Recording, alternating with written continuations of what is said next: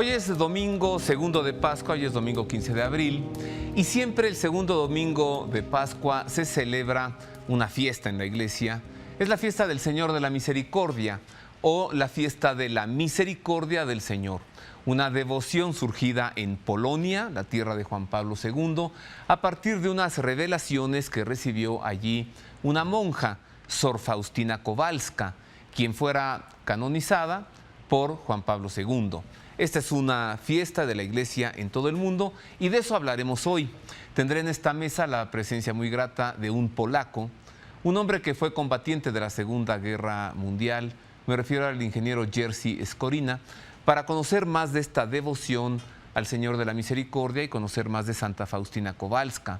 Pero no perderé la oportunidad de platicar con él para que nos comente sobre el reciente conflicto allí en Polonia con el arzobispo Vilgus, arzobispo nombrado, claro, por Benedicto XVI para ocupar la sede de Varsovia y removido después porque corrió en los medios de comunicación, pero como pólvora, que él había servido de espía a la Unión Soviética, que había entregado servicios de espionaje a los comunistas soviéticos en Polonia. Entonces hablaremos de ese tema también.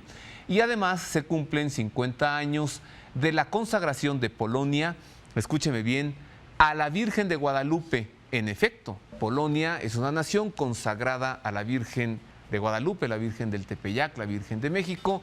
También platicaré con Jerzy Skorina sobre este tema. Pero antes revisemos mucha información vaticana.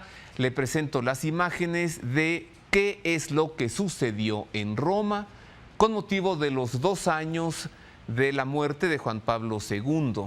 Las celebraciones allí en el Vaticano, la presencia de quien fuera su secretario, hoy cardenal, arzobispo de Cracovia, Monseñor Stanislaw Dziwisz. Para abrir con este tema, le entrego el editorial del padre Federico Lombardi, director de la Sala de Prensa de la Santa Sede, que se refiere precisamente a estas celebraciones con motivo del segundo aniversario del regreso a la casa del Padre del hoy siervo de Dios, Juan Pablo II. Las celebraciones de la Semana Santa de este año en Roma han tenido un complemento especial. El segundo aniversario de la muerte de Juan Pablo II y la clausura de la fase diocesana de su causa de beatificación se han incluido en el contexto de los acontecimientos litúrgicos del misterio pascual del Señor. Benedicto XVI, en su espléndida homilía, nos ha hecho comprender el profundo sentido de esta inclusión, comparando el título de siervo de Dios, tan justamente atribuido hoy al Papa Wojtyła, con la figura bíblica del siervo del Señor, central en la meditación de la pasión de Jesús. Juan Pablo fue para nosotros un ejemplo eminente de la participación de la pasión del Señor, pero continúa siendo hoy una presencia viva en el camino de la Iglesia y de la humanidad, porque innumerables testimonios hablan de su presencia espiritual, no solo ni especialmente con gracias extraordinarias, sino sobre todo con el consuelo y la inspiración para los creyentes, y también para muchas personas de buena voluntad de todos los países y religiones que quedaron tocadas por su testimonio de fe y de servicio. Y precisamente estos son los santos, figuras vivas y de significación universal, amigos, compañeros, inspiradores e intercesores eficaces en el camino de hombres y creyentes hacia su meta común. La Pascua nos indica a todos cuál es esta meta a seguir. Así nos lo explica el padre Federico Lombardi y nos permite reflexionar en torno también a las palabras de Benedicto XVI, de qué manera se expresó hacia su antecesor inmediato en la sede de Pedro, Juan Pablo II. Ahora veamos las imágenes, las celebraciones en Roma, las palabras de Benedicto XVI, cómo tan bellamente se refiere a Juan Pablo II.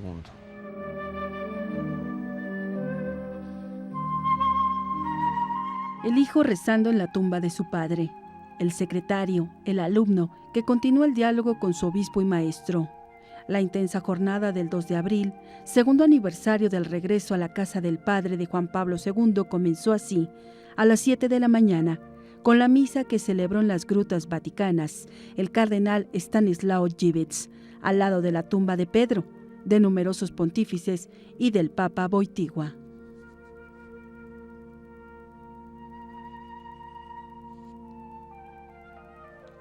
Compartió el motivo por el que el Hijo de Dios vino al mundo.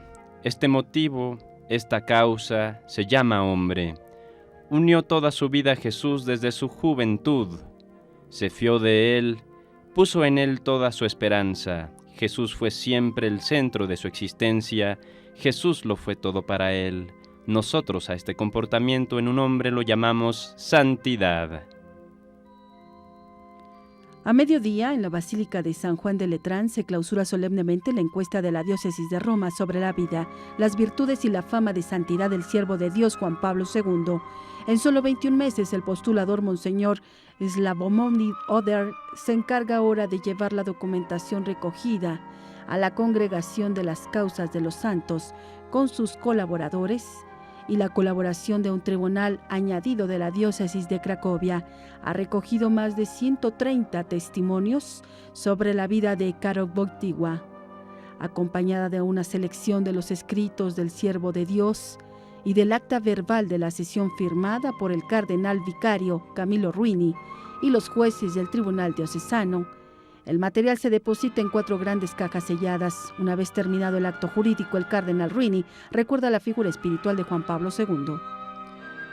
Estamos aquí en presencia del misterio, ante todo el misterio del amor, de predilección con el que Dios amó a este joven polaco. Lo unió a él y lo mantuvo en esta unión sin ahorrarle las pruebas de la vida, asociándolo cada vez de nuevo a la cruz de su Hijo, pero también dándole el valor de amar esta cruz y la inteligencia espiritual para llegar a contemplar a través de ella el rostro del Padre. En la certeza de ser amado por Dios y en la alegría de corresponder a este amor, encontró Karol Wojtyła el sentido, la unidad y el fin de su vida. Todos los que le conocieron de cerca o también solo de lejos, quedaron impactados por la riqueza de su humanidad, de su plena realización como hombre, aunque todavía más iluminador y significativo, por el hecho de que esta plenitud de humanidad coincide al fin con su relación con Dios, en otras palabras, con su santidad. Por la tarde, casi 40.000 fieles se dan cita en la Plaza de San Pedro para la misa de sufragio por Juan Pablo II. Entre ellos, la religiosa de 46 años, Marie-Simone Pierre, de las Hermanitas de la Maternidad Católica de Aix-en-Provence, en Francia, que habría sido curada de la enfermedad de Parkinson por la intercesión del Papa Wojtyła. Benedicto XVI entra en la plaza por el ala de Constantino y recuerda a los fieles que la celebración es ante todo una acción de gracias a Dios por habernos dado durante 27 años a Juan Pablo II como padre y guía seguro en la fe, pastor celoso y valiente, profeta de esperanza, testigo infatigable y apasionado servidor del amor de Dios. En otro tema, se celebró recientemente la 22ª Jornada Mundial de la Juventud. Se celebró precisamente el Domingo de Ramos, hace 2 semanas. El Papa Benedicto XVI entregó, como siempre, un mensaje a los jóvenes de todo el mundo. Le entregamos enseguida parte de este mensaje y una reflexión y explicación sobre lo que el Papa y también, claro, la Iglesia que Cristo fundó y todos nosotros como Iglesia, ¿qué es lo que esperamos de los jóvenes? Vea. Con la cruz, Jesús abrió de par en par la puerta de Dios, la puerta entre Dios y los hombres. Ahora esa puerta está abierta, pero también desde el otro lado. El Señor toca a la puerta con su cruz, llama a las puertas del mundo, a las puertas de nuestro corazón, que tan a menudo y en tan gran número están cerradas para Dios. En una plaza de San Pedro, rebosante de verde, Benedicto XVI invitó a todos, en especial a los jóvenes, a no ceder a la adulación de la sociedad contemporánea, sino al contrario, dejarse atraer por el amor de Cristo. Recorriendo el sentido profundo de la procesión del Domingo de Ramos, que evoca la festiva multitud de discípulos que acompañan al Señor en su entrada en Jerusalén, el Papa describió los prodigios que, aún hoy, el Señor nos permite ver. ¿Cómo no reconocer, por ejemplo, el testimonio de amor que ofrecen los que renuncian a las comodidades de su vida para ponerse totalmente al servicio de los que sufren, o quienes con valentía suscitan la reconciliación donde había odio, la paz donde reinaba la enemistad? Desde hace más de 2000 años, el Señor llama al corazón del hombre y le invita a seguirlo, la invita a reconocer su autoridad, la autoridad de la verdad. La elección oscila entre una vida puesta al servicio del amor y una vida que persigue solo la utilidad y el beneficio, el progreso en el trabajo y el éxito. Y es que también hoy seguir a Cristo quiere decir perderse para volver a encontrarse de verdad. Exige que deje de estar encerrado en mi yo, considerando que mi autorrealización es la razón principal de mi vida. Exige que yo me dé libremente a otro, por la verdad, por el amor, por Dios que en Jesucristo va delante de mí y me enseña el camino. En este proceso de cambio interior, el hombre, antes de nada, tiene que escrutar a su alrededor para buscar a Dios. Queridos jóvenes, dijo el Papa, dirigiéndose a los numerosos jóvenes reunidos en la Plaza de San Pedro para la 22ª Jornada Mundial de la Juventud, celebrada en todo el mundo a nivel diocesano. No se contenten con lo que todos piensan, dicen y hacen. Escuchen a Dios y busquen a Dios. La segunda condición para ascender a las cumbres de la verdad, recordó el pontífice durante la homilía, es la de tener manos inocentes y puro corazón.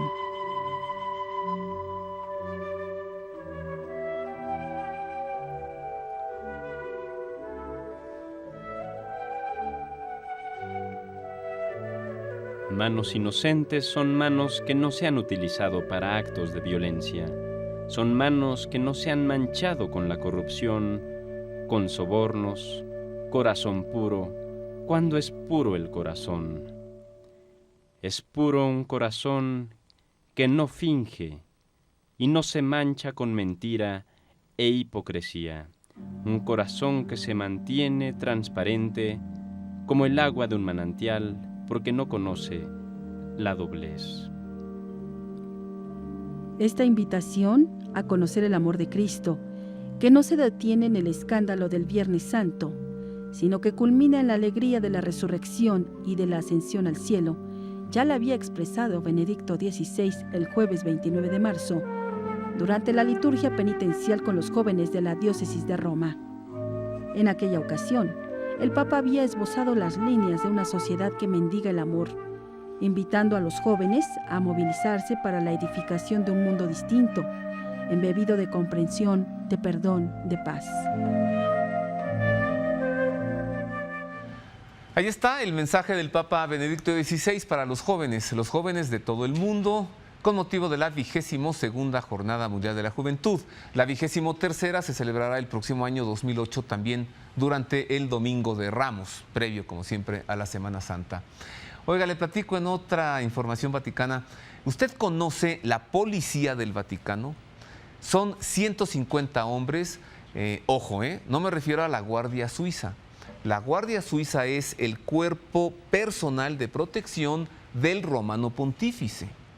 Además de la Guardia Suiza, existe la Gendarmería Vaticana, por decirlo en una expresión más coloquial, la Policía del Vaticano, que se encarga de cuidar, vigilar varios puntos en el Vaticano, en Castel Gandolfo, en algunos puntos extraterritoriales. Son hombres que siempre visten de negro, siempre los hemos visto, no son muy notorios, generalmente están junto al Papa en sus recorridos. Hago una pausa y al regresar vamos a meter las cámaras de televisión a ese recinto de la Policía del Vaticano. La nota que usted verá después de esta pausa es extraordinaria. Si acaso está grabando este programa, no deje de grabarlo, y si no, vaya y hágalo. Porque por primera vez en la historia podremos meter las cámaras aquí y además hablar con la Policía del Vaticano. Una pausa y regreso también para entrar al tema del Domingo de Misericordia. Hoy domingo, la misericordia del Señor y la trama polaca. ¿Qué pasó con el arzobispo Vilgus de Varsovia? Esto y más.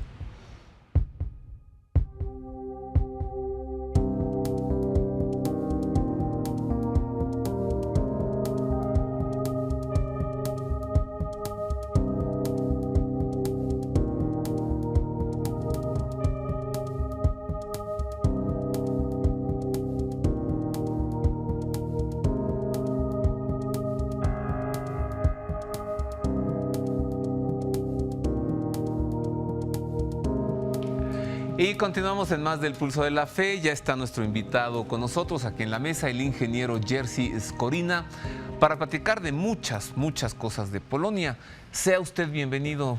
Muchas gracias. Para mí es un gusto enorme de saludar a usted, un honor también.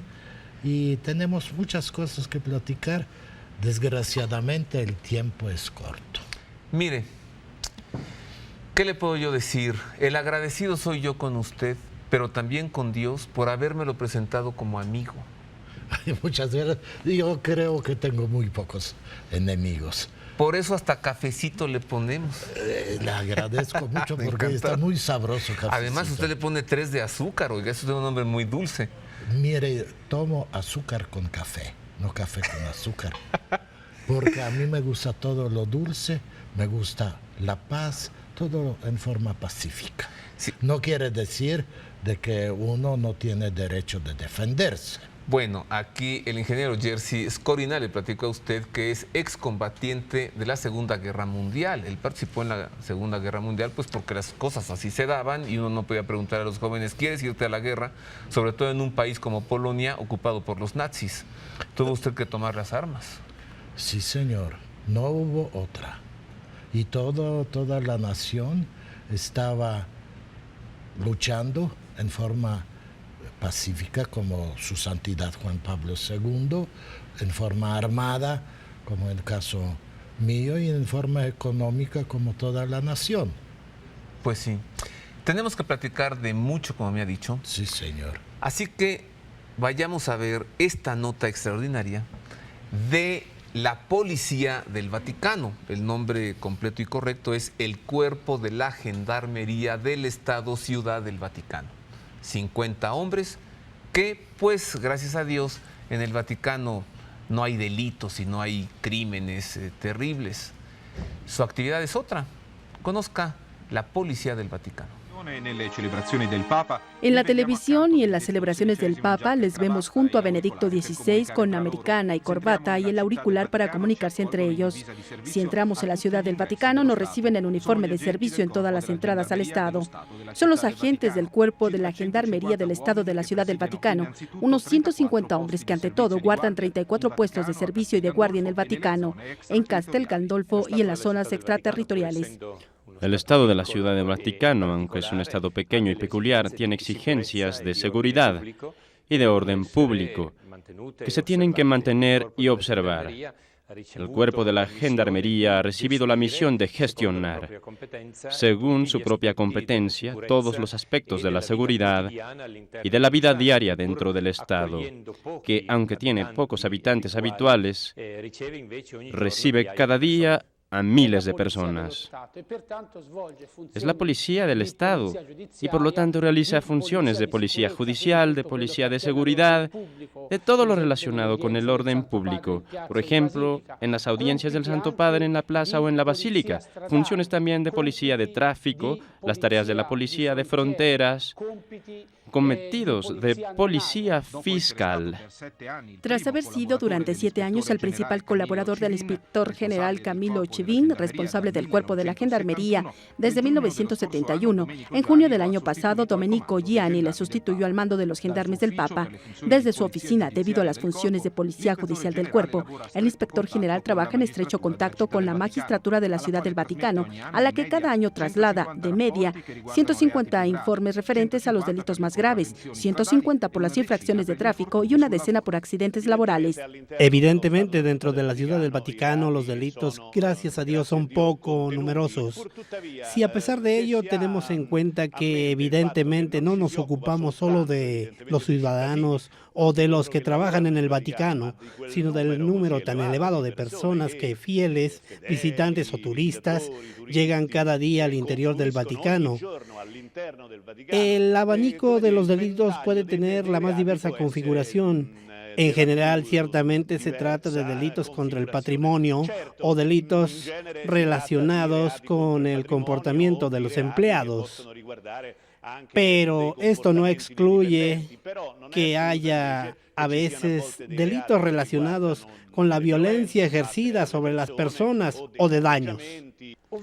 Obviamente me gustaría decir que entre todos estos cometidos, el más importante es la tutela del Santo Padre, y por ello el cuerpo de la Gendarmería acompaña al Santo Padre esencialmente en sus desplazamientos, tanto en el territorio vaticano, fuera del Palacio Apostólico, como también en sus viajes dentro del territorio italiano, en sus visitas pastorales a la ciudad de Roma, en Italia, y también en los estados extranjeros que visita el Papa.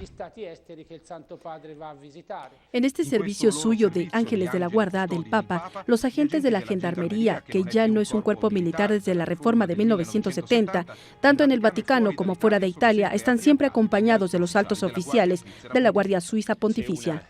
Hay un armonioso entendimiento entre ambos cuerpos, que tiene competencias distintas.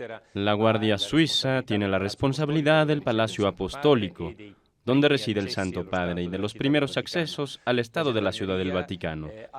La Gendarmería es competente en la seguridad del Estado y especialmente de la persona del Santo Padre. Por eso, los dos cuerpos colaboran y en los distintos lugares están presentes miembros de los dos cuerpos, especialmente también durante los desplazamientos del Papa fuera de Italia.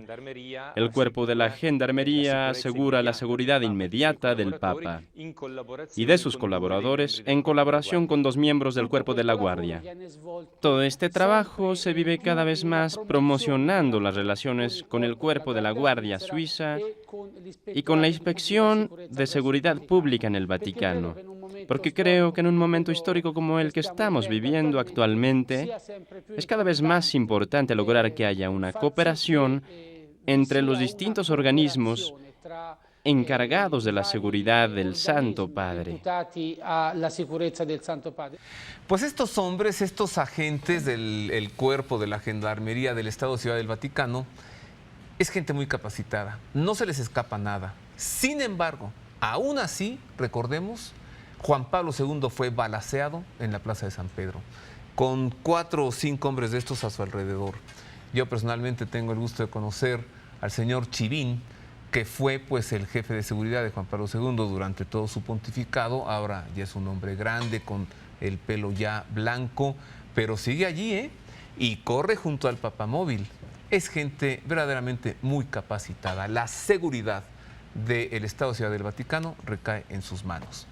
Entremos al tema de Polonia, señor ingeniero Escorina.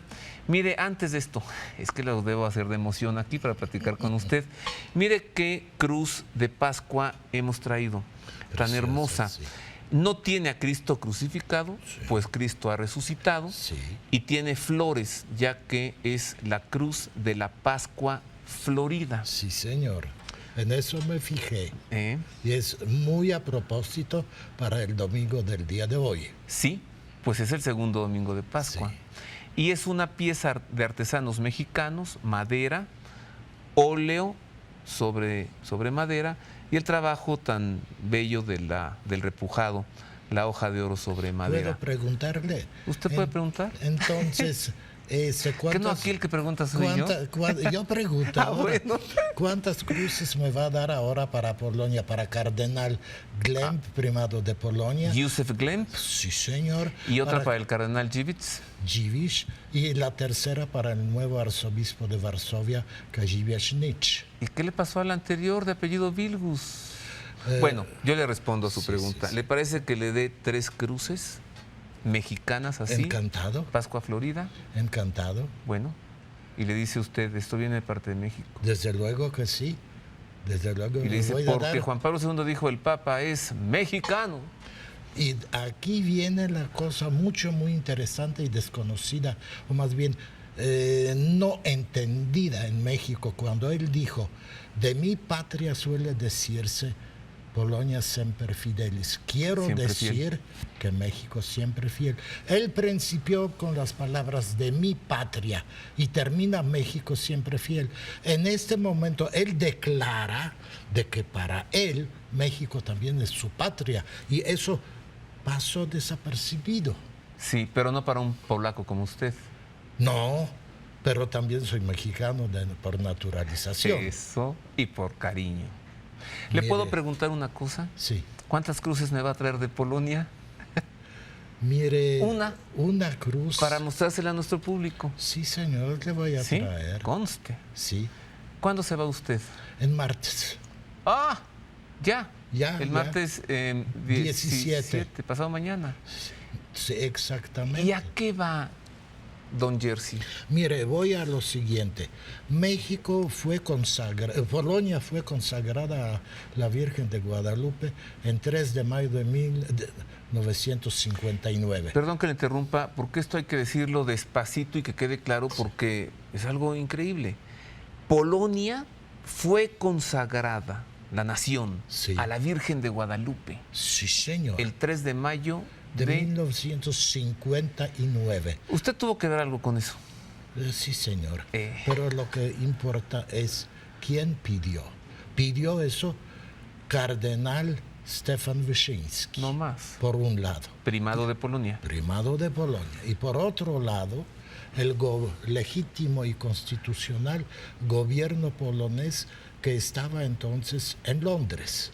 Entonces, esas dos peticiones, una eclesial y otra civil, fueron presentadas a Primado de México, el cardenal Miguel Darío Miranda, pidiendo de que Polonia fuera consagrada a la Virgen de Guadalupe. ¿Hubo reciprocidad? ¿México consagrado a la Virgen de Czestochowa? Hasta este momento no. ¡Au! ¿De quién es ese pecado de omisión?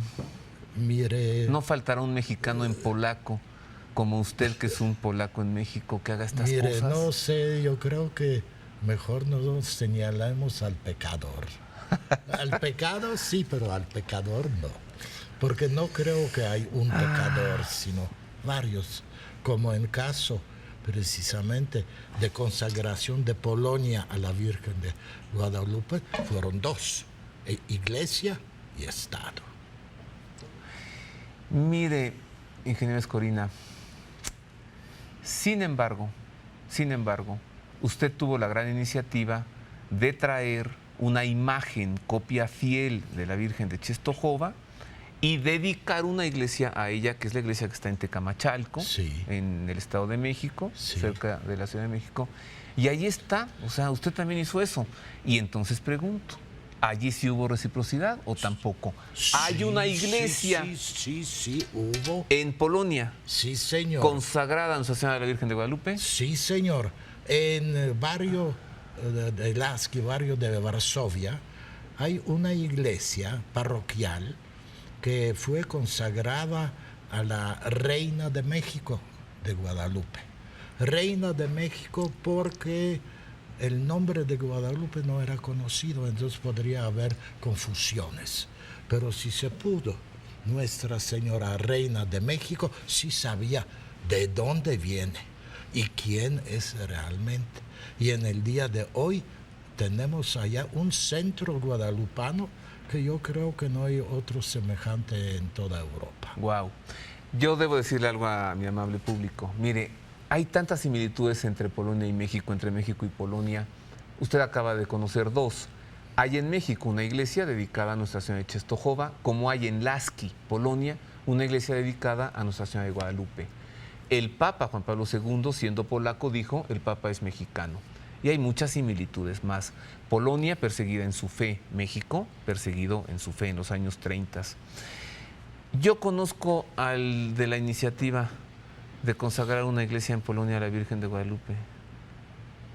Se llama Escorina y se apellida Escorina y se llama Jerzy. Sí, señor.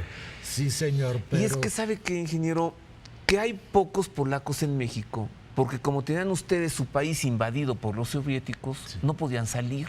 no. Y nos encontramos con un gran hombre como usted, que sale, ya nos dirá cómo, y que se pone a hacer estas grandes cosas, estos vínculos entre las dos tierras.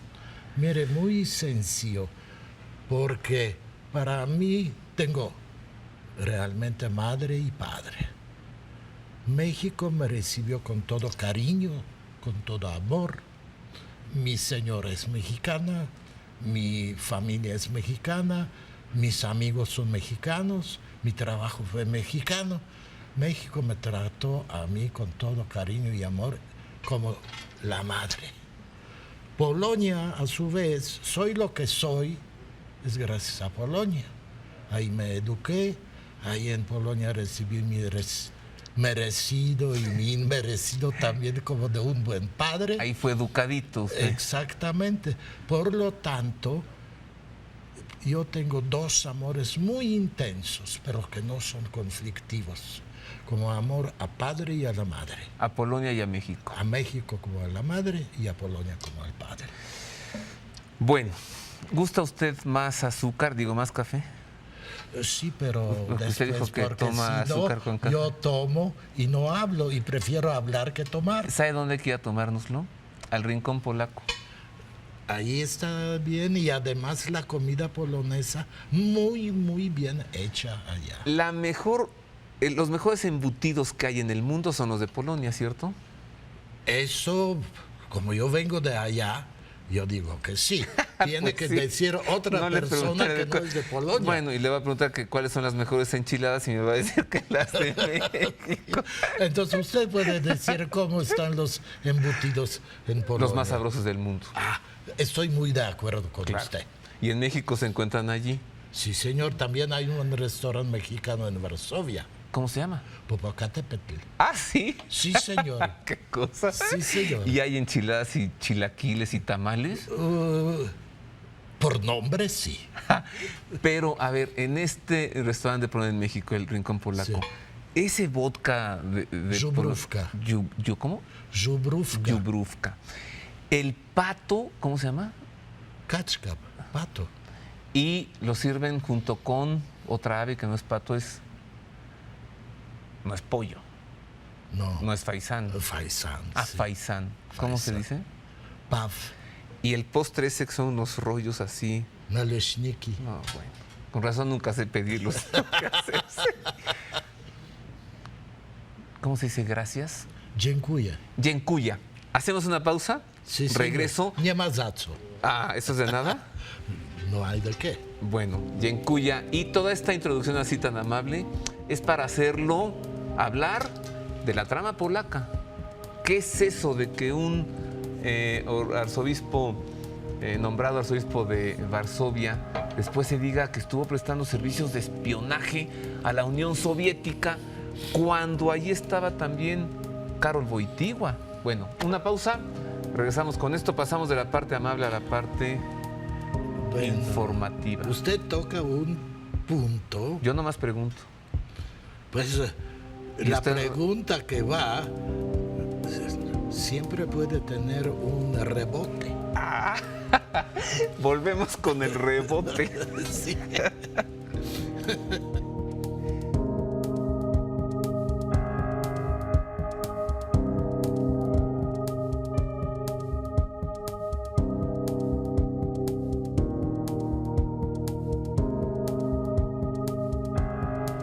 Continuamos en más de El Pulso de la Fe. Yo sigo gratamente platicando con el ingeniero Jerzy Skorina. Él es polaco, excombatiente de la Segunda Guerra Mundial.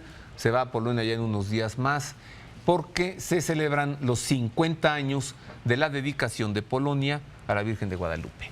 Bueno, pero hablemos del caso del arzobispo Vilgus. Para hacer así un resumen rápido a nuestro público. Hace mes y medio, el Papa Benedicto XVI nombra al nuevo arzobispo de Varsovia, que sería el primado de Polonia, al obispo Vilgus.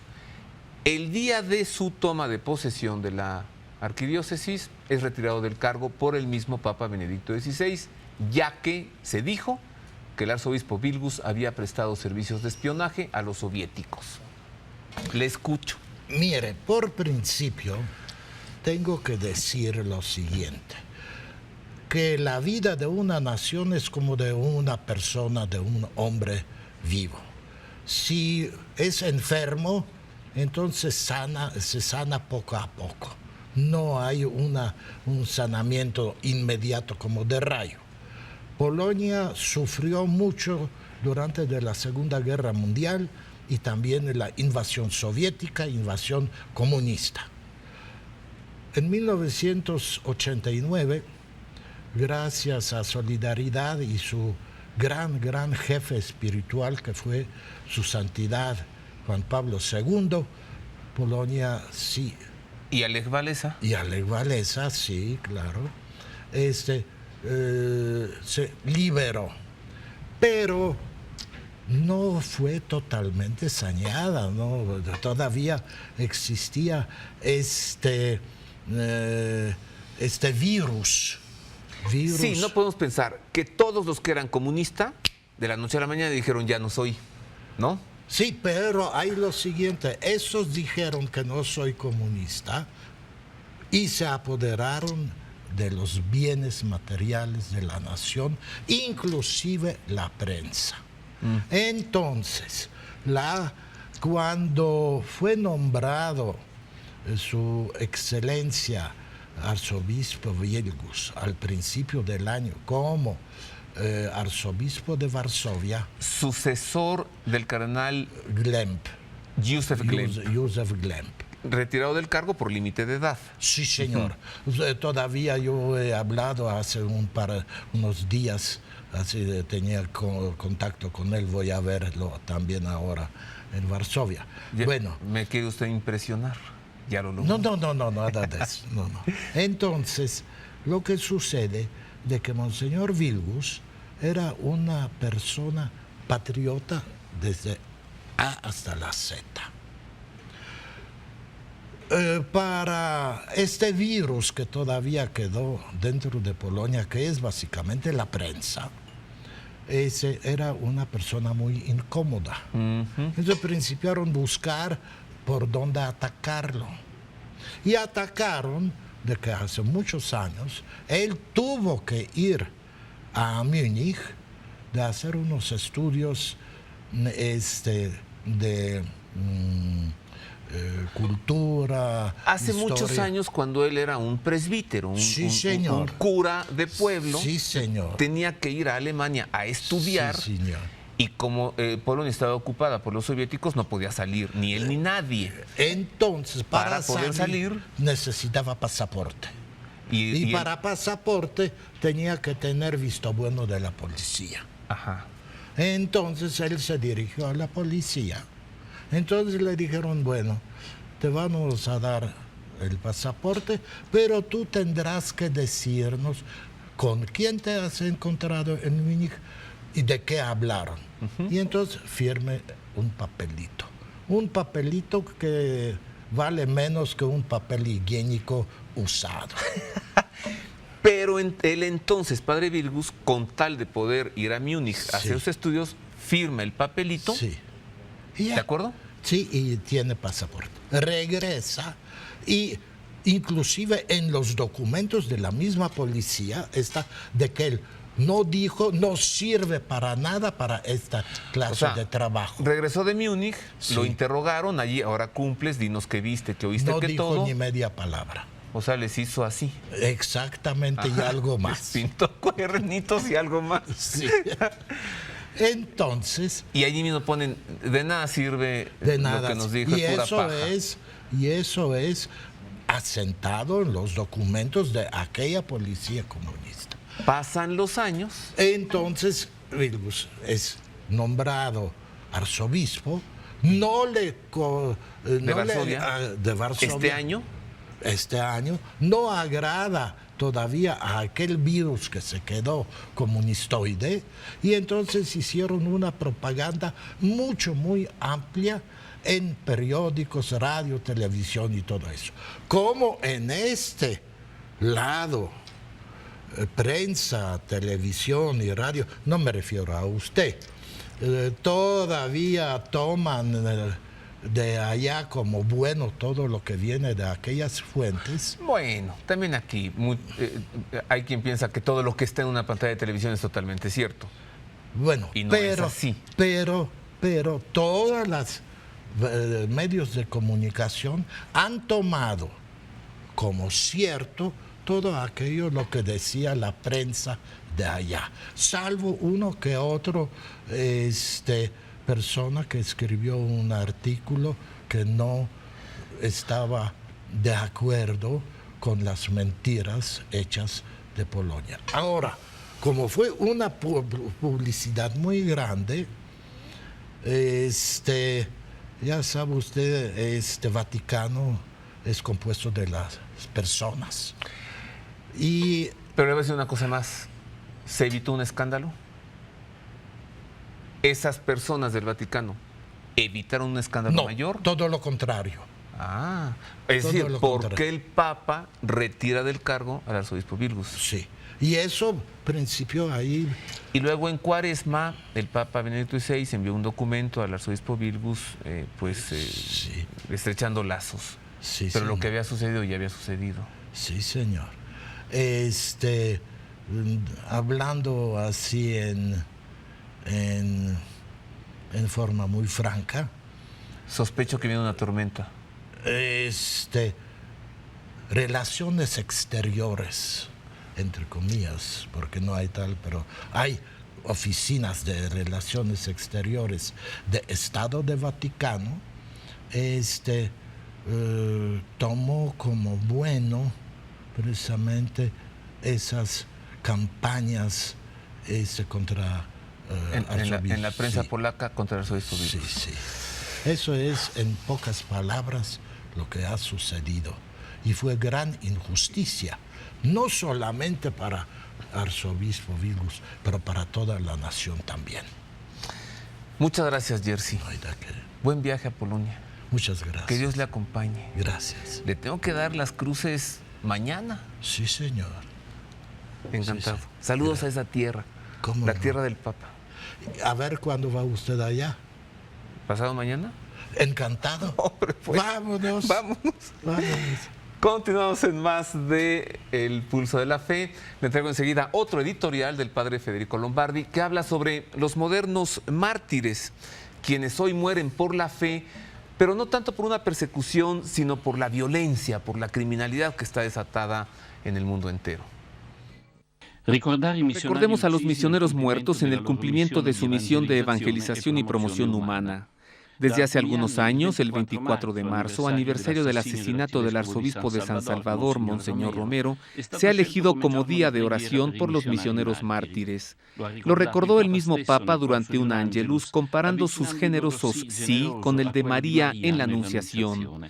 Es justo recordarlos porque pocos hablan de ello, pero son el testimonio más creíble del hecho de que en la Iglesia continúa habiendo muchos testigos de la fe en Cristo y del amor de Cristo dispuestos a dar su vida hasta el fondo.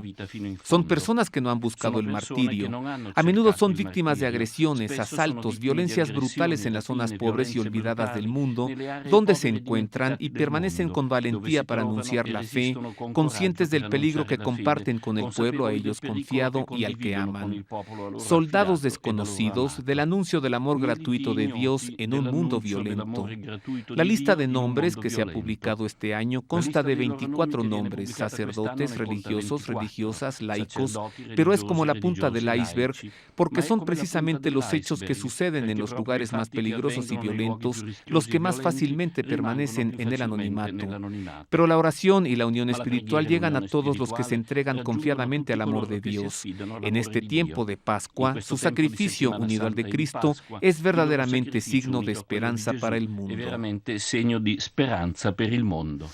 Los mártires modernos, ¿no? Los misioneros que mueren pues víctimas de la violencia y del crimen extendido en todo el mundo. Nosotros en México hemos visto también de esto, ¿no? Las ejecuciones, que ya no hay una semana sin que no haya una ejecución.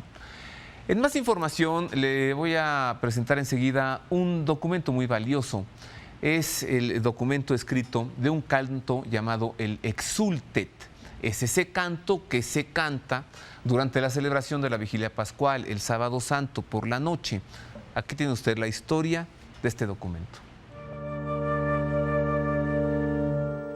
Durante la liturgia de la Vigilia Pascual, llamada la Madre de todas las Vigilias, después de la bendición del nuevo fuego y tras encender el cirio pascual, este es llevado al interior de la iglesia. Entre tanto, se encienden progresivamente las velas del celebrante, de los ministros de culto y de los fieles. La iglesia en la oscuridad comienza a iluminarse. La luz llena el ambiente y el diácono desde el lambón entona el Exultet, el canto de la luz. El mundo de las tinieblas es atravesado por la luz. Cristo resucitado, el primogénito de los resucitados de entre los muertos, Él ilumina la vida del mundo, el camino de la historia. El Exultet de Avezzano, el precioso rollo de pergamino que ha custodiado durante 1000 años la diócesis de Marsi, puede verse finalmente tras una cuidadosa restauración en Roma en la Basílica de Santa María la Mayor. Este espléndido rollo de pergamino es de 1057. Fue descubierto la primera vez en 1933 por una estudiosa que se llamaba María Rosa Gabrieli. Se publicó en aquella época y fue expuesto en 1951 y 1953, en 1959 y en 1994, en una maravillosa exposición que dirigió la Biblioteca Apostólica Vaticana en colaboración con el Ministerio de los Bienes Culturales y que se realizó en la abadía de Monte Cassino, o sea, en la abadía de la que procede el pergamino, pues se realizó en Monte Cassino en 1507 por encargo del obispo Pandolfo de la diócesis de Marsi y se ha conservado milagrosamente de 1057 hasta hoy. Los pergaminos del Exultet eran un instrumento funcional y comunicativo que al contener imágenes, palabras y música podían convertirse en anuncio y dar solemnidad al misterio celebrado. La gran novedad de este evento organizado por la Fundación Pro Música y Arte Sacra es el estudio y la transcripción de la notación musical. La única pieza que faltaba en el estudio de esta preciosa rareza, que pertenece al patrimonio de la historia del arte, de la historia de la liturgia, de la historia del cristianismo, era el conocimiento del texto musical. El paleógrafo al que se le confió el trabajo, que es Monseñor Turco, el gregorianista de fama que enseña en el Pontificio Instituto de Música Sacra, ha realizado por primera vez en la historia, desde 1057 hasta hoy, la transcripción a notación moderna de estos signos, que son indescifrables para la mayor parte de nosotros, restituyendo de hecho a este objeto la posibilidad de volver a la liturgia. Junto a la exposición del Exultet, también se ha presentado la restauración para conservar la gran estatua de Pablo V Borghese, que se conserva actualmente en la gran logia de la fachada de la basílica. La estatua la realizó en 1620 un artista de Parma, Paolo Sanchirico, un artista más conocido como medallista que como escultor. Una restauración cuidadosa realizada por el osado San Guido y lógicamente por el equipo de los museos vaticanos, que ha permitido mejorar el metal y recuperar una cierta búsqueda cromática en la estatua y un claroscuro producido por un cincelado hábil y minucioso que había quedado cubierto por las sales producidas por el polvo depositado que no se había quitado durante siglos. En más de El Pulso de la Fe, le entregamos enseguida el mensaje, la catequesis del Papa Benedicto XVI, que impartió el miércoles de esta semana durante la audiencia general celebrada con los peregrinos que fueron a encontrarse con él ahí en la Ciudad Eterna, en Roma. El Papa meditó sobre este tiempo pascual y además nos entregó sus felicitaciones con motivo de la Pascua. Queridos hermanos y hermanas, en este miércoles, después de la Pascua, renuevo a todos mi felicitación pascual. La liturgia de estos días recuerda los diversos encuentros de Jesús después de la resurrección y nos ayuda a profundizar en el significado de la Pascua. Así, sus apariciones nos enseñan que a Cristo se le reconoce cuando Él llama por nombre y entra por iniciativa propia en el corazón de cada uno. Pero este reconocerlo no es volverlo a tener como antes, como si nada hubiera pasado y la cruz no hubiera existido. Cristo no vuelve a la vida anterior, sino que entra en una vida realmente nueva, una vida gloriosa a la cual nos invita. La Pascua es un paso adelante, no un retorno. Por eso, no lo reconoceremos mirando hacia atrás, sino abriéndonos a la presencia nueva de Cristo en lo más íntimo de nuestro ser, en el momento en que se hace pan compartido con nosotros, como ocurrió con los discípulos de Emaús. De este modo gustaremos la alegría de la Pascua y nos haremos gozosos portadores por todo el mundo de esa inefable noticia. Saludo cordialmente a los peregrinos de lengua española.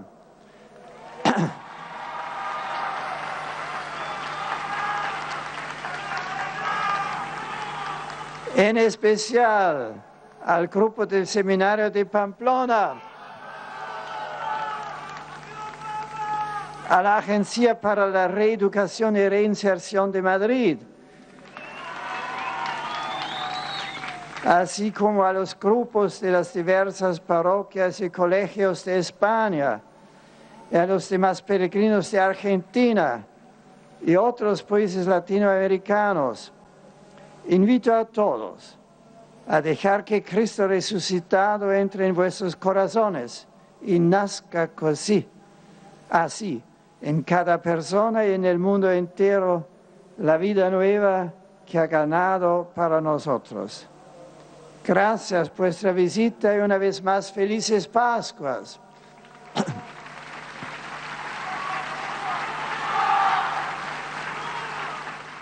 Y al término de la audiencia general, como siempre, impartió la bendición apostólica que nosotros le hacemos llegar a través de estas pantallas de televisión de Proyecto 40. Les recuerdo que es válida la bendición apostólica para quien de corazón la quiera recibir.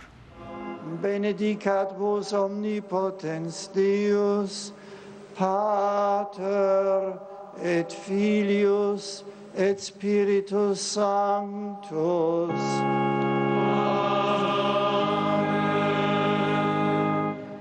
Y con esto llegamos por ahora al final del Pulso de la Fe. Me despido de usted, pero antes le recuerdo la invitación que le hemos extendido para que participe usted en el curso del Evangelio según San Marcos, un curso gratuito que imparte un servidor y que será todos los sábados a las 11 de la mañana en el auditorio de la Iglesia de la Esperanza de María, esa iglesia que está sobre Periférico Sur en la Ciudad de México, del otro lado del periférico, frente a Perisur, en la calle de Zacatépetl. En el auditorio de la iglesia inicia el próximo sábado 21, 11 de la mañana, no tiene que inscribirse, es gratuito, simplemente se presenta ahí le veo.